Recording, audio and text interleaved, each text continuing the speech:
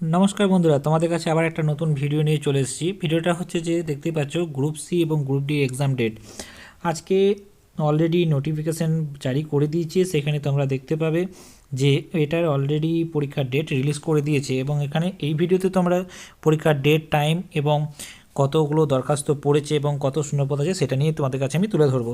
তাই অবশ্যই তোমরা কিন্তু শেষ পর্যন্ত দেখো। তোমাদের দেখতে পাচ্ছ যে আজকে যেটা বললাম, গ্রুপ সি গ্রুপ ডি এর জন্য আজকে নোটিশ পাবলিশ হয়ে গেছে। এটা 29/1/2026 দেখতেই পাচ্ছ, যেখানে ক্লার্কের জন্য ডেট করা হয়েছে 1 মার্চ 2026 এবং গ্রুপ ডি এর জন্য করা হয়েছে 8 মার্চ 2026।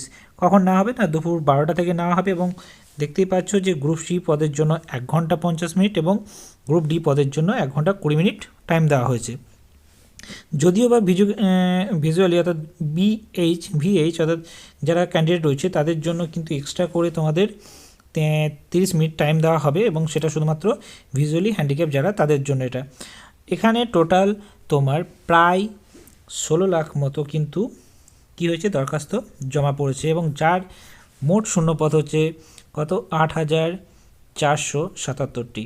তাই এবারে কিন্তু ভালো রকম এটার একটা কম্পিটিশন হতে চলেছে। তাই যারা এটার জন্য প্রিপারেশন নিচ্ছ অবশ্যই ভালো করে নিতে থাকো, এবং খুব তাড়াতাড়ি কিন্তু খুব তাড়াতাড়ি মানে কি, এই রিসেন্ট আর 1 মাস টাইম আছে, 1 মাসের মধ্যে তোমরা প্রিপারেশন চালিয়ে যাও।